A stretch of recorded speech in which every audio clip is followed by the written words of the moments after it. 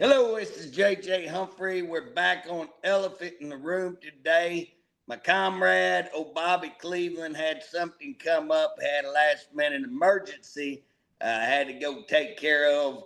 And so basically, I'm going to be on here by myself today. Uh, Definitely just want to go ahead and come on today because there's so many things going on here in Oklahoma that we can talk about and that you need to know what is going on in your own state with all of these agencies and with all the stuff that's happening. First thing that we want to do, we've started a little thing that I kind of enjoy. It's called our pet peeve. So before we start with what we're going to talk about today, just let you know what this week's pet peeve is.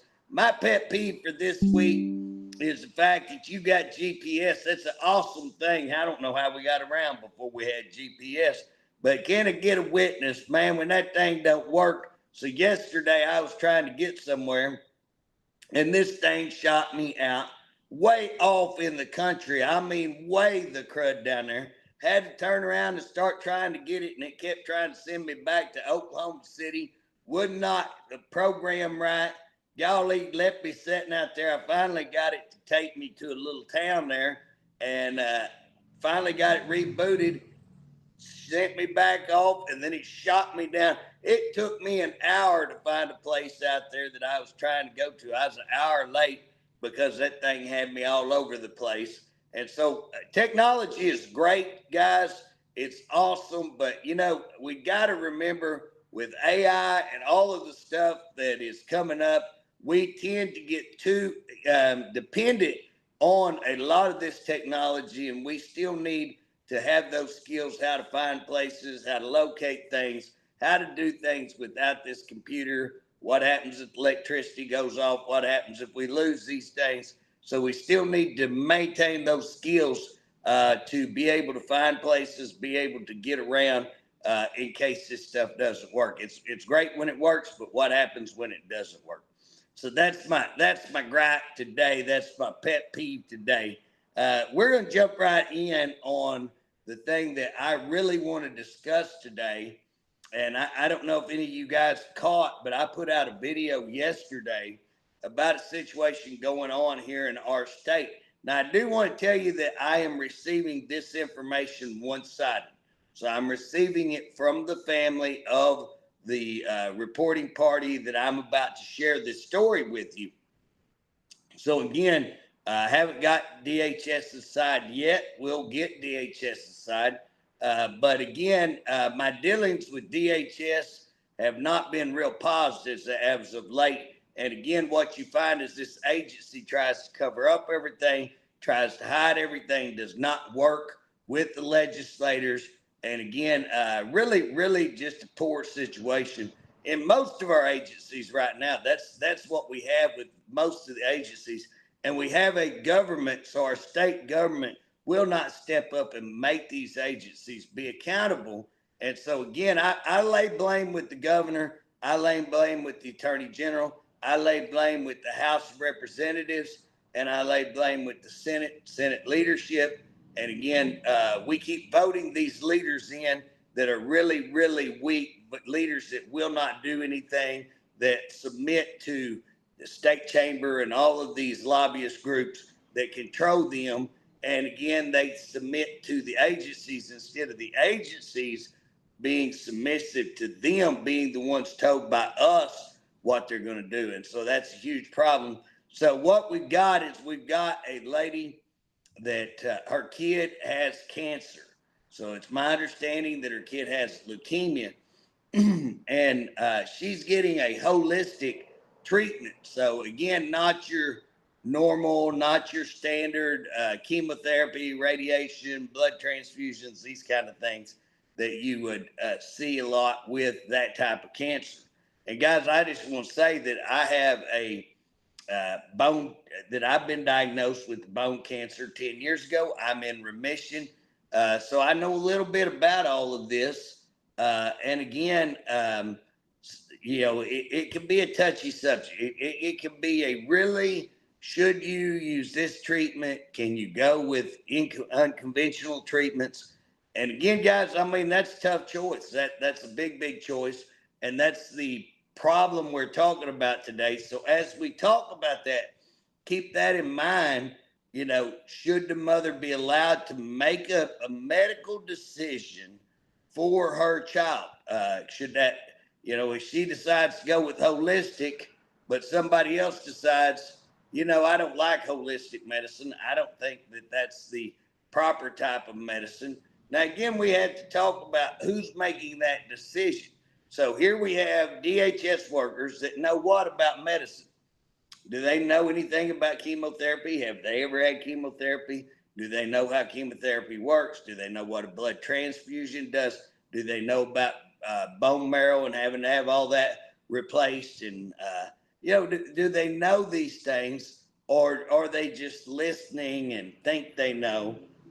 Anyways, what happened, DHS gets called, my understanding, probably from somebody close in this situation, calls in and says the mother is not caring for the child because not providing adequate medical treatment. Now, that's what my understanding is. Now, DHS shows up and takes the child. So my first issue with DHS is that, does that warrant taking that child out of that home? You could go to court and you can get a court order to say you got to provide treatment. You don't have to pull that child out of the home. There's a lot of ways to handle this. You can go in, you can give your evidence to the court, have the court give a court order saying you are going to provide treatment to this child, but not pull the child out of the home. That's not what DHS chose to do. DHS goes sick child, and again, the child, my understanding, from what I'm told, is in remission. Now, that even blows your mind more. If the child is in remission, then how is any of this even being done? How are they showing up? If this child is in remission and you have a doctor saying they're in remission, then how are they showing up and pulling this kid out saying, we say that he's in danger, we say that he has a medical issue that's life-threatening, and we're going to take him out? Now, here's what's funny. We can all agree that the issue wasn't an immediate life-threatening issue, because yes, even if you disagree that he should be given this certain type of treatment, then guess what? It's still not immediate. You could have waited till Monday. You could have waited and got in front of a court and said, hey, we want a court order. You could have presented all this to a court and done it in that manner, but that's not what they chose to do. They chose to come in, use their authority, abuse their authority, which is happening more and more all the time. Abuse their authority, come in, take the kid. Now, my understanding is that the doctor calls and says, hey, I've got this child under my care. So let me kind of back up so you can stay with the story. So the DHS comes in, takes the kid out of the home. They set up an emergency detention, what they call that, emergency order detention. And so basically, they've got to have a hearing probably tomorrow.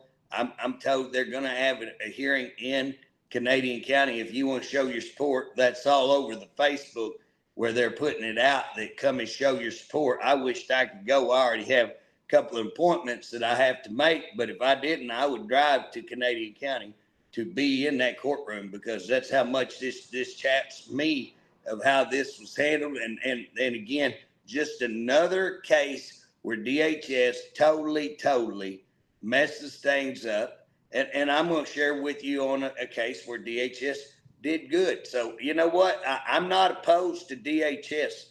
I think that we need DHS. I think there's situations I've been with DHS when kids had to be taken out of the home, and when they needed taken out of the home. And there are some homes that kids are needed taken out of, but more and more what we're seeing, kids left in homes they should be taken out of.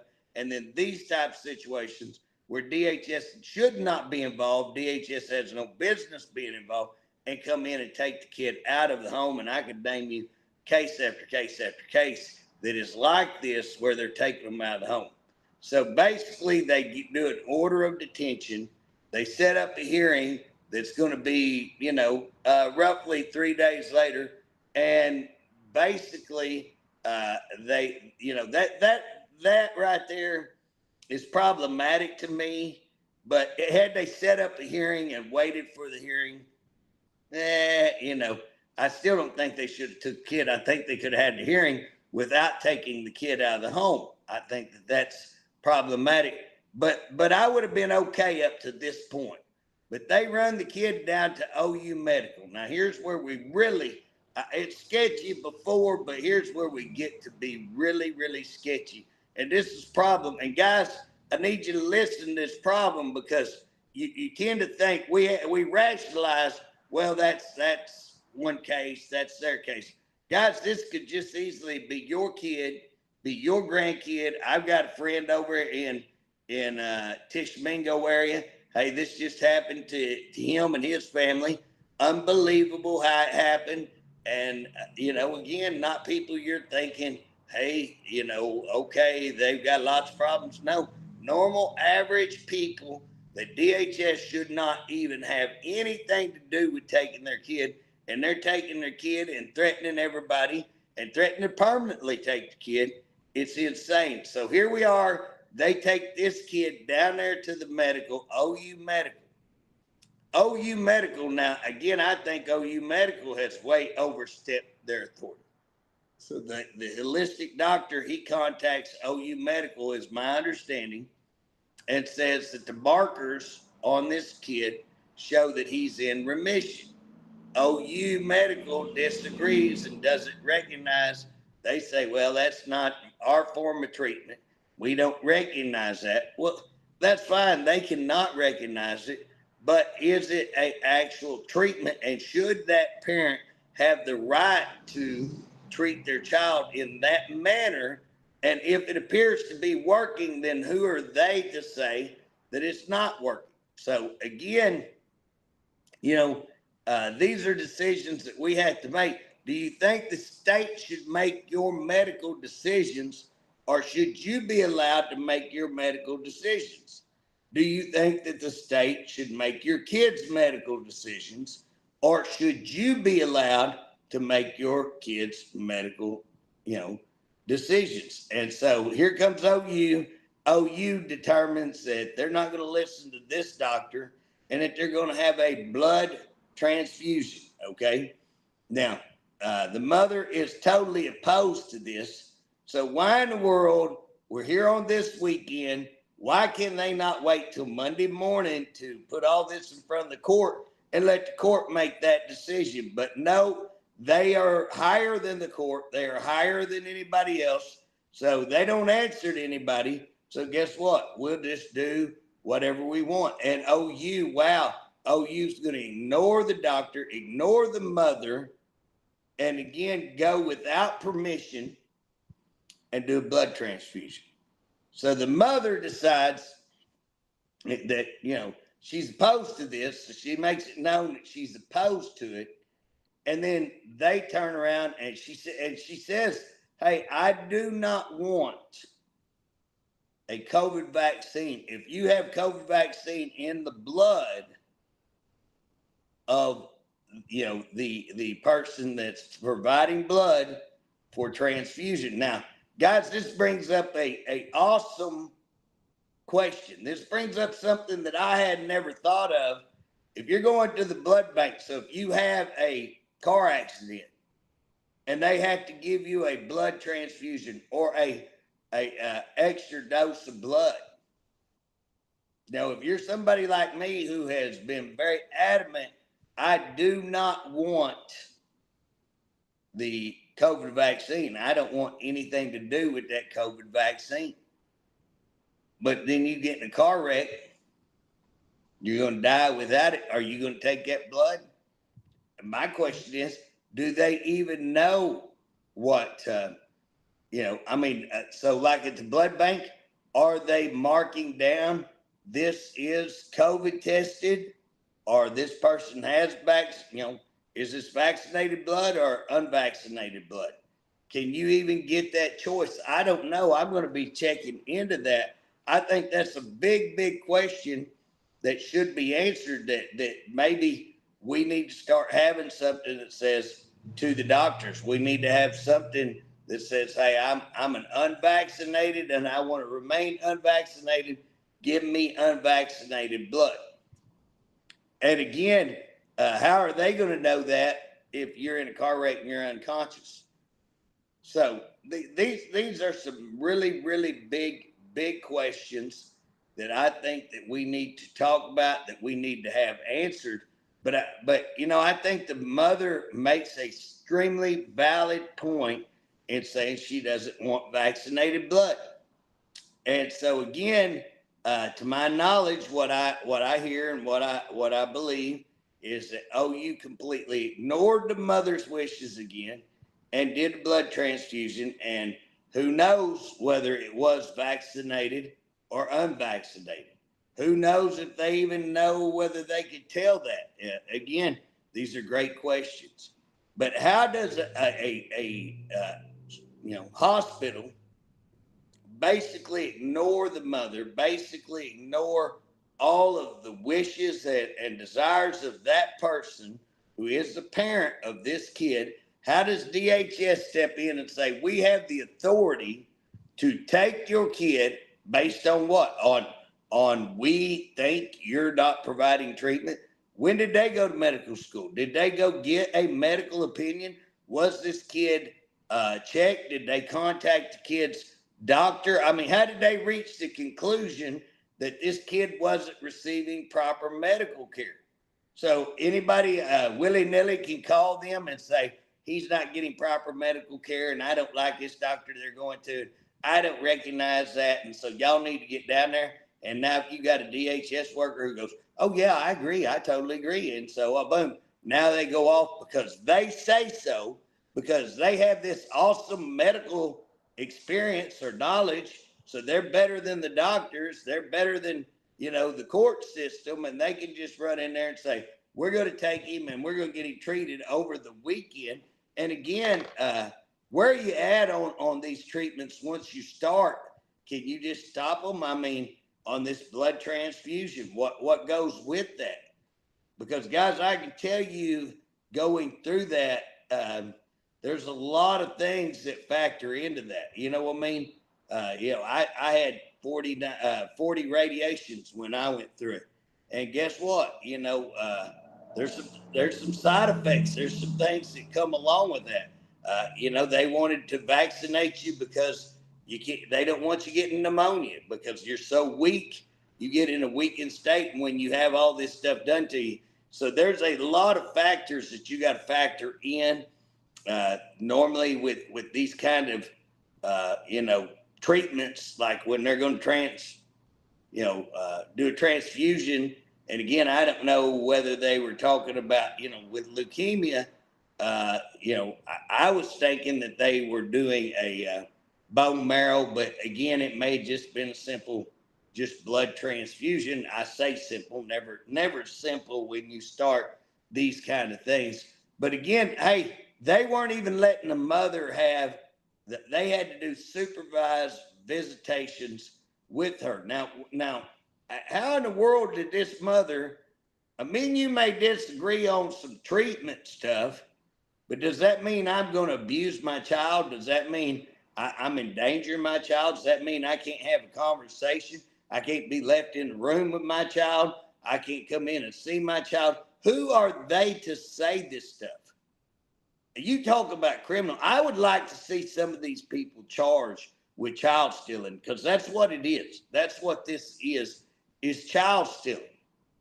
And again, they're going to have a hearing Monday to determine whether this is appropriate, whether the kid should have been taken out of the home, whether the kid should have had more medical treatment, or whether the medical treatment that he had was right.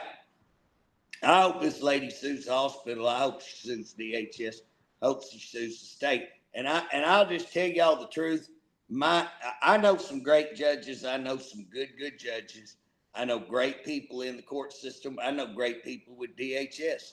So I'm not sitting here saying the whole system is sour, But what I am saying is, man, my experience in dealing with some of these judges, especially up in the urban areas, has just been unbelievable. How they do not follow the law, they do not adhere to the law, that they hold themselves in positions of higher than anybody. We do whatever we want.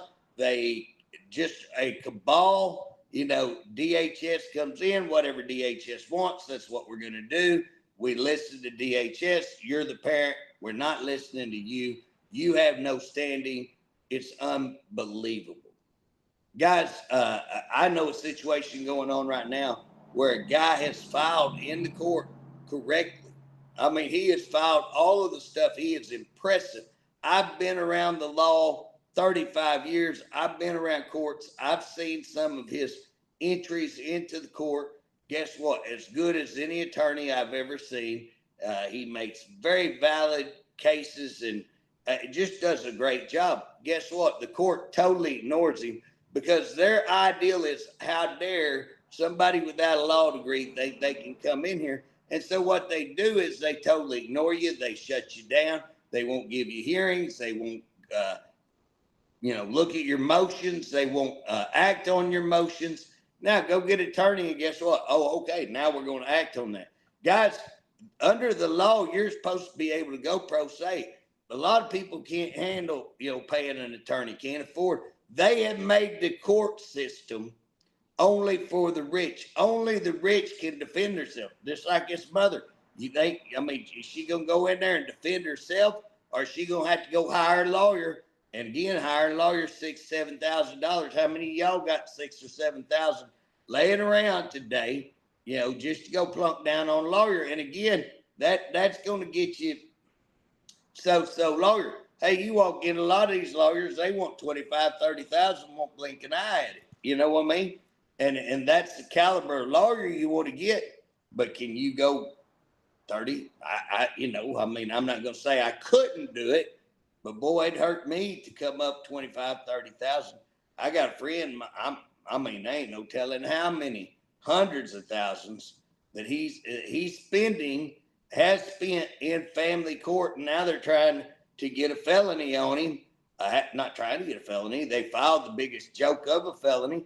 But again, it may cost him up to $75,000 to get that joke of a felony that they just did to cause him problems. They weaponized the court system to stop him from being able to call them out on their illegal, wrongful behavior. And again, that's the court system that we're going to go in front of. Do I have any confidence in it? No, guys, I have zero confidence. And we're going to have to start standing together to get this done. And so here's this mother that's had the kid taken away, that doesn't have an immediate threat of life. The kid's life is not like, if we waited till Monday, hey, that would be fine. This kid's not going to die. He wasn't having medical treatment before. Okay, they could go in and present, the court needs to hear from the doctor, the holistic doctor. Is he providing treatment? Did he have these markers before? And did he go in remission? And was it this treatment that brought him into remission? Guys, I can't tell you how many people that I've talked to that the doctors had told them they would die, that they had reached, the end of any kind of treatment they could give them, come home and started taking their own medicine. And I can name you several people like this. Come home, started treating themselves and looked up different methods of treatment. And guess what? Cured themselves. Some of them completely cured. Now, I got a friend who later died, but they'd given him a few weeks to live. And he lived for several years by changing his diet and by adding some things like ivermectin and a couple other things to treatment. And in fact, when he went back in, doctors were just, hey, we can't explain why your cancer is going away, but whatever you're doing, keep doing it. One did. A couple of them were upset. They acted kind of about half mad because he he was going to live. You know what I mean? That's insane. It's insane. That's kind of the world we live in today.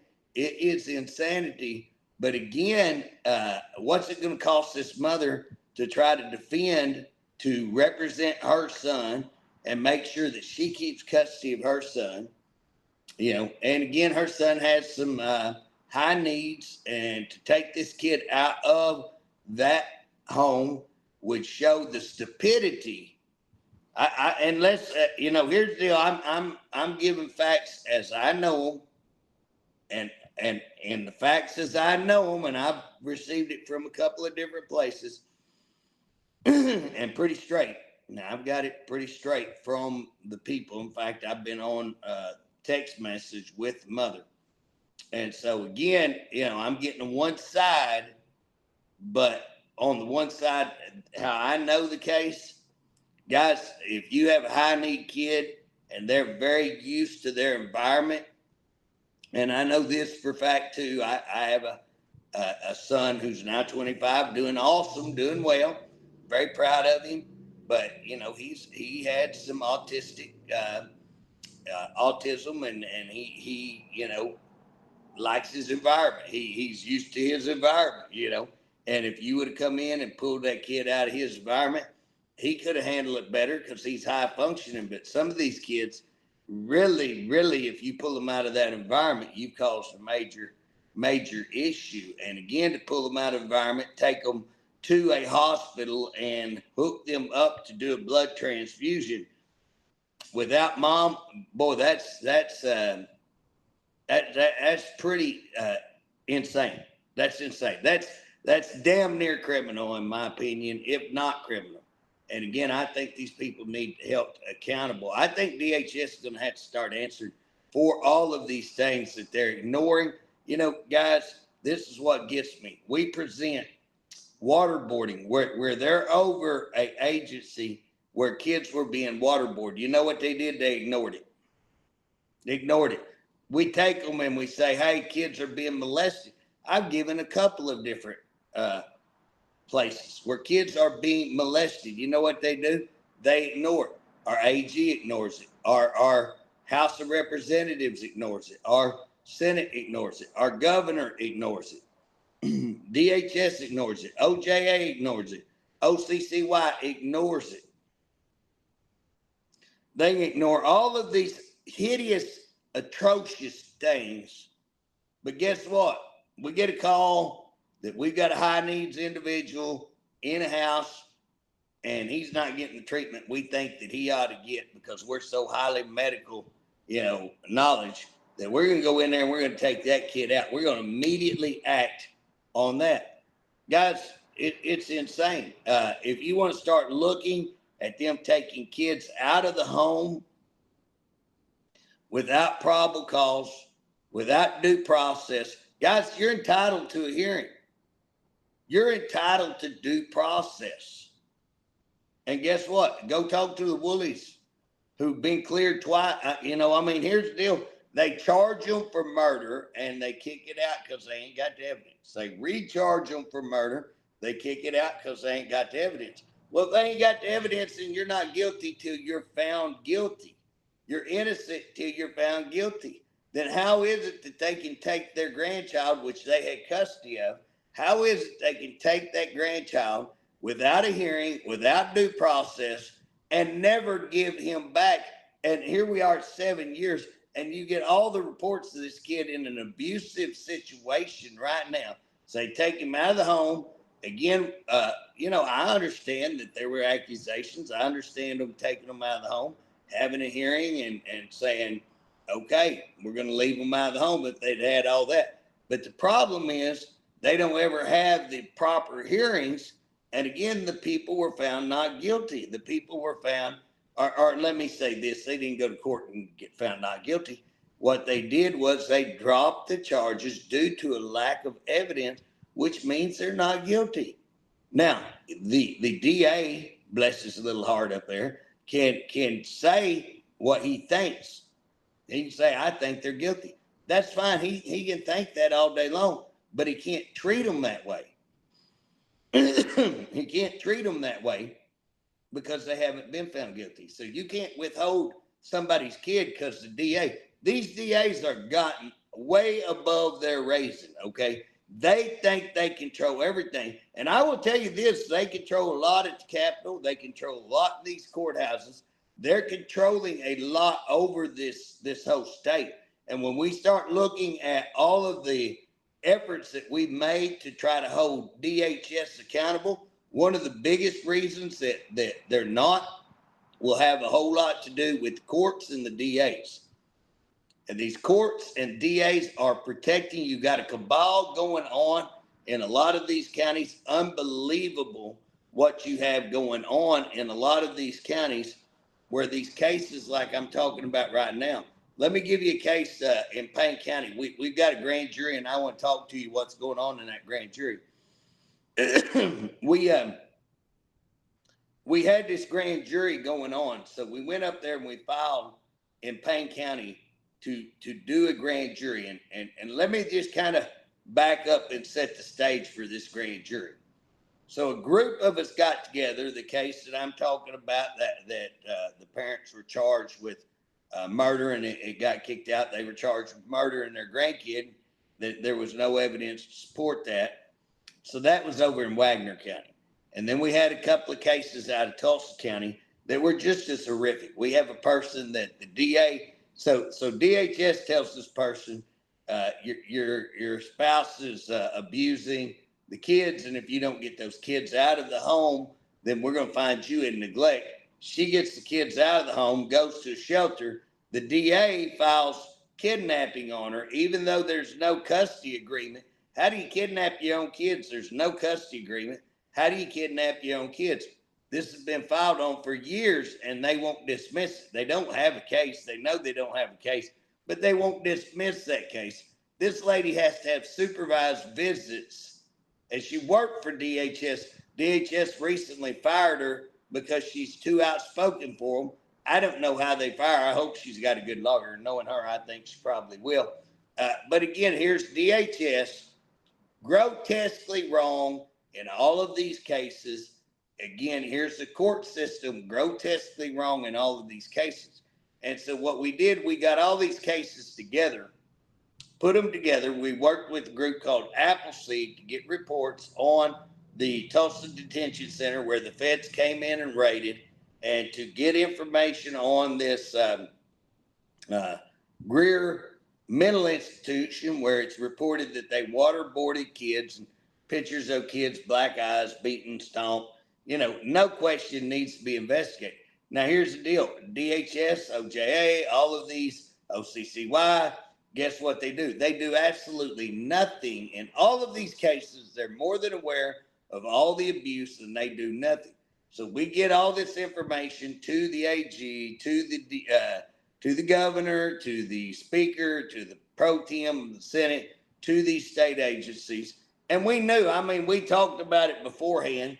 We said, hey, they're not going to do anything. Let's send them the reports and wait 60 days because they will not do anything. And I said, then when you send it to me 6 days later, and I'll jump up and raise Cain, and we'll get a hearing, and we'll go after them. Guys, we sent it to all those. 60 days later, guess what they've done? Nothing at all. They did absolutely nothing. Not one thing. Didn't respond, didn't do anything. Okay? Then we turn around and I jump up and start going to have a hearing. Well, then they start saying, hey, we'd rather you not have this hearing. Why don't you let the AG do it? Let's not have this hearing. It's not appropriate time to have a hearing. I jumped up and said, I'm not ignoring kids being molested. You can ignore it. I'm not going to ignore it.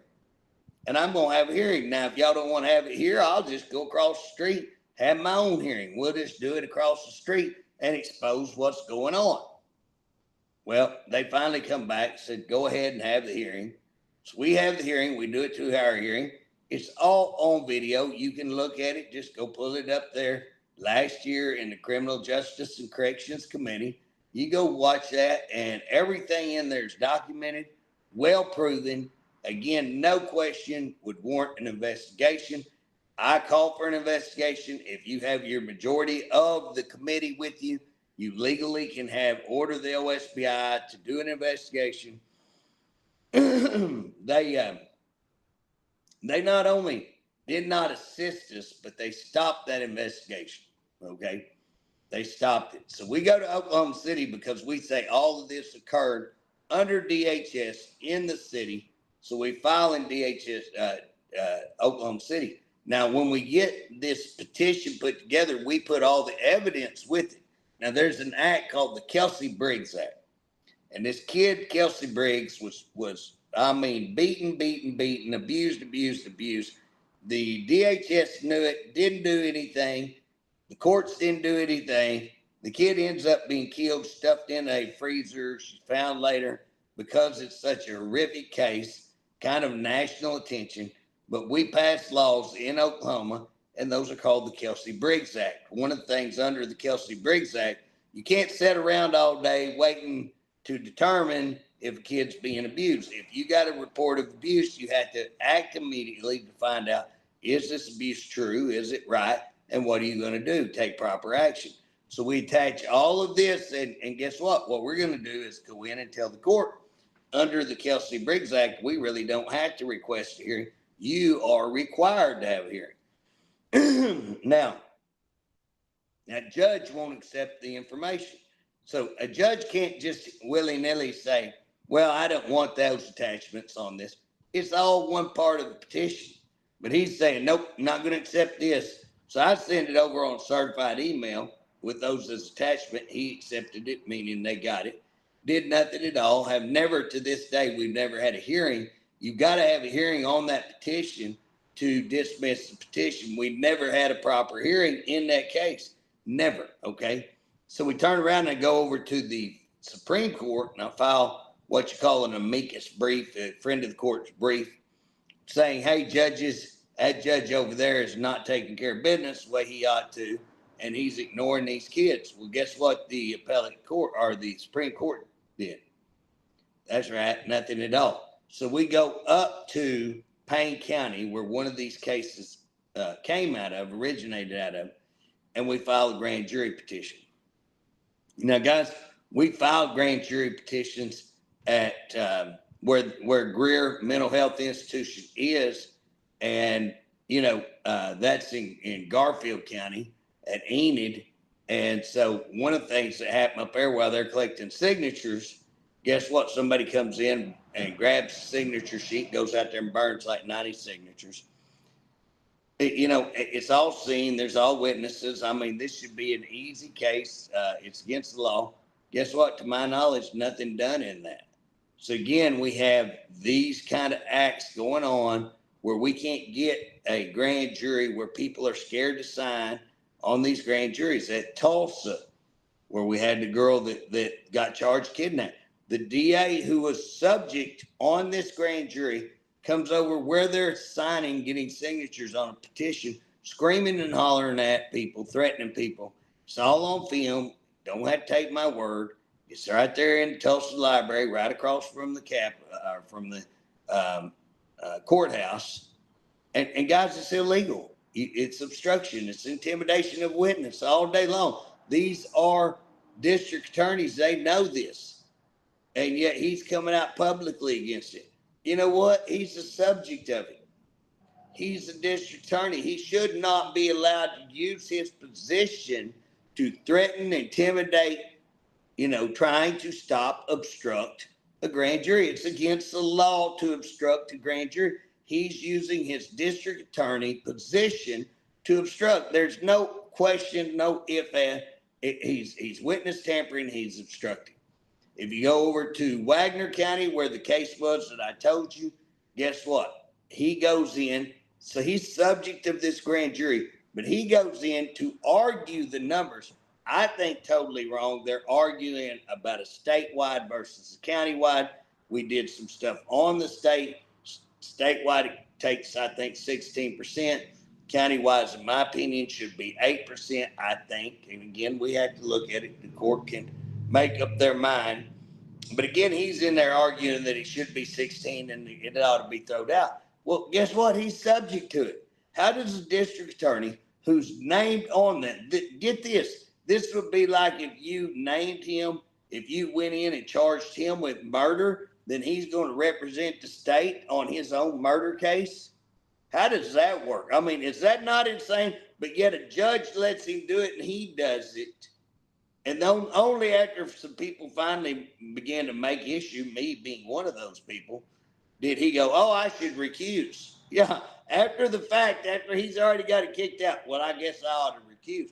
Then he goes in and he writes to AG and saying, I want these people who started this investigated for lying. Here's what's funny. One of the cases in there was a wrongful death case on some officers that he had come and said, nope, there's no problem. The feds just turned that over and said, absolutely huge problems. Pulled the qualified immunity, which means these officers can actually now be charged with murder, which tells you pretty bad. I mean, it's a pretty bad violation if they do that. So again, here's this DA claiming these people are lying. When it comes out, the feds go, no, the DA is lying. The DA did wrong. The DA cleared people who shouldn't be cleared. And absolutely that deserves to be on a grand jury to look what he's doing. Is what he's doing criminal? I mean, and again, here's this case that we mentioned where he's trying them, keeping them in jail. And again, they don't give back to kids. They've tried to ruin these people's lives.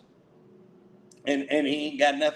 If you've got something to charge them with, charge them and go to court. Go to court and win your case. And if you do, okay. If you don't, let them go and let them live their life. But you can't sit around and act like, guys, I got other stuff that DA right there. It's so much questionable stuff on him. But we go over to Payne County, where this one guy that was in this case, we file it. And right after filing it, his kid comes in and he basically alleges more abuse. And that's why this guy's involved. It's all the abuse on his kid. So he alleges more abuse, takes him to officers. We get that documented. Go to the judge, and he puts in paperwork to say, hey, this is what's been told. I'm not going to take my kid back due to this until we have a hearing and determine what we should do. So he goes before the court and says that. I'm going to protect my kid. This is what my kid says. I already been to the law. I'm coming to the court to say we got to have a hearing. My understanding, they're supposed to have a hearing within 24 hours. Just like this case we're talking about, they said a hearing within, I said 24 hours, 72. So they got to have 72, I think. But anyways, they're supposed to have a hearing. Now, they don't have a hearing. And the judge comes back and says, well, I have to recuse because I'm over this grand jury. Well, okay, I don't think he had to recuse, but if he does have to recuse, then guess what? He's got to appoint somebody else. He doesn't do it. Now, we got another judge who's subject to this grand jury in Payne County. He's over in another county. So one, he's in another county. He has no standing. Two, you have him being disqualified. There's a motion to disqualify him. Now, as long as that motion to disqualify in there, it's basically like timeout. It's basically saying you cannot move forward until, this is ruled on. So one, he can't get in the case because of the motion. Two, it's not in his county. Three, he's subject of the grand jury, so he shouldn't be involved in anything that this person is doing because he's subject to the grand jury that this guy's part of getting the grand jury. Yet here's what happens. The Supreme Court justice who's subject on this grand jury shows up a couple of days in Payne County before all this stuff goes down. He shows up in Payne County, which is maybe coincidence. Maybe he had a good reason to be there. But you got to say it looks a little sketchy. He shows up on the 28th of August. Two high-ranking political people who are subject of this grand jury filed to remove themselves. Guys, it hadn't been seated yet. How do you file to remove yourself from a petition that hadn't even been seated yet, hadn't even been gotten? So again, to let anything happen on this petition before you even get signatures on it. So this judge lets one of the senators who signed on this pull out, which is pretty sketchy. And again, it looks like somebody got to him, so it looks like obstruction. You got all these people showing up, big political names showing up. Now, here we have been asking for the entire time of August. Can we have a hearing? Judge, we need to have a hearing to determine are kids being abused? Are you going to do something? He's denying. I wrote in and said, Judge, into this grand jury petition. Judge, under Kelsey Briggs Act, you need to have this hearing. Won't do it. He wouldn't do it. But yet here comes these political people. Wham, he's ready to rock and roll. He's ready to give them a hearing. Now, here's what happens. On that same day that they all show up, all get in this thing, the judge, who's from another county who should have had no business in there, issues 2 different charges on the chief organizer who has this kid and puts a warrant out for his arrest. The guy comes in, turns himself in. The court clerk won't even take his money, said, no, you're going to go to jail. And the officer, my understanding, said, if you don't take his money, I'm going to turn him loose because what you're doing is not right. They took his money. He left. He got out about 4 o'clock, was able to leave the courthouse at 4 o'clock. At about 6 o'clock, police show up to a soccer game that he's at and arrest him in front of the whole crowd and everything else, march him out. They put this judge who said he's got to recuse out of everything, but all of a sudden he's right involved in it. Now he sets $1 million bond. Guys, I've been around criminal justice 35 years. This is the jacked uppest case I've ever seen. How do you file obstruction and child stealing on a guy who's been to your court every day begging you to have a hearing, begging you to do something with this kid, and you're saying he's kidnapping when he'd been up there, when the police had been over and he said, right there he is, if you don't want to take him, but you're breaking the law if you do. If you take him and put him knowingly back in an abusive situation, you're violating the law. Officers walked out, went and met with their boss. Guess what? That's not obstruction. That's him making a decision. That's him telling them what the law says. And again, he got out of their way and said, go ahead if that's what you're going to do. So again, they filed obstruction. They filed child stealing.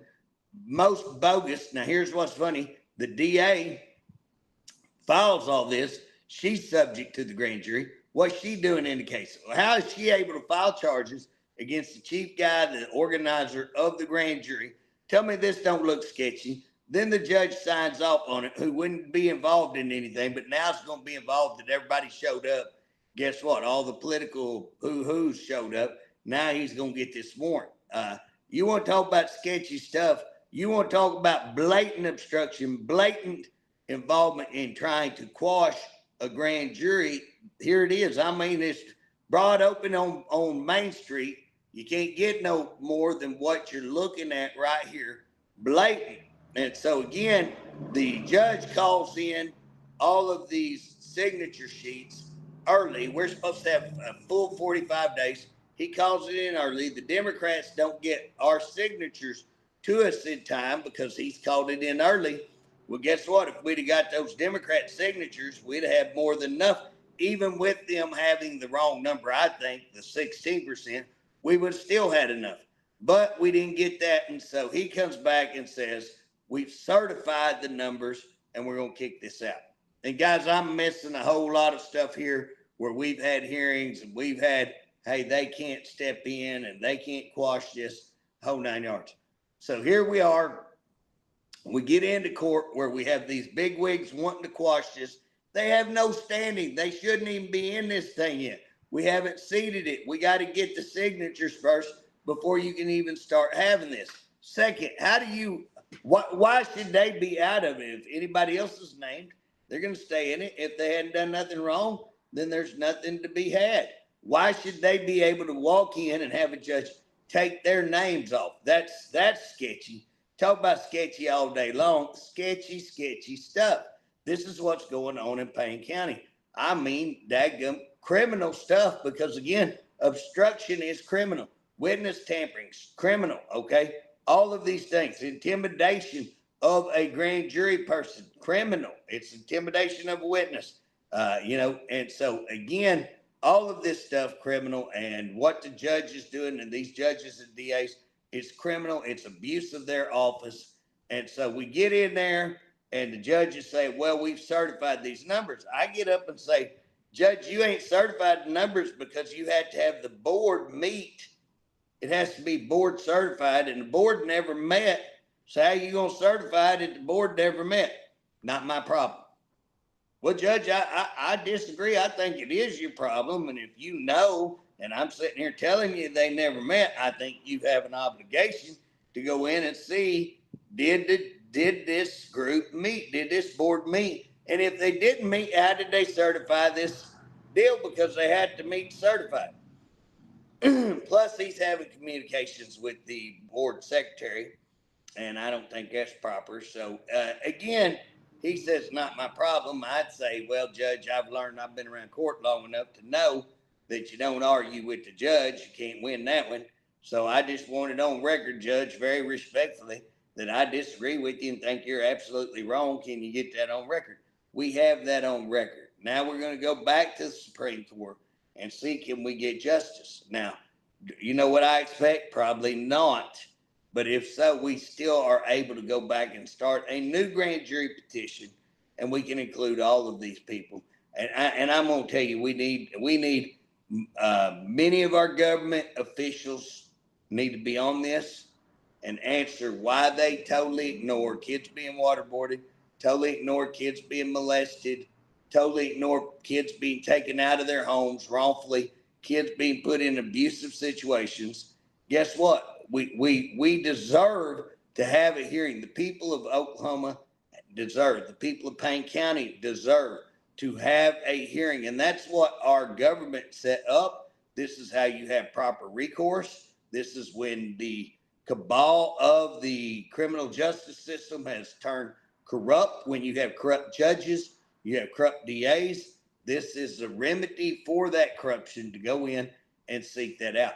Now, guys, I want to remind you, that happened in Pottawatomie County and Lincoln quite a while ago, and then the person who refused. So basically, they did get a grand jury. They seated a grand jury. My understanding came back with indictments on a lot of these people that we're talking about, on these judges, DAs, and all this kind of stuff. Send it over to Cleveland County, which would be proper. Send it to the next county, because everybody knows everybody over here, and there'd be conflict. Send it over to the next county. The guy who was over, a guy named Greg Mashburn, it's my understanding, refused to hear any of it. So, guys, get this. You got all this corruption. They get indicted by a grand jury, and then the DA refuses. The neighboring DA won't even hear it. Now, guess who's the OSBI director today?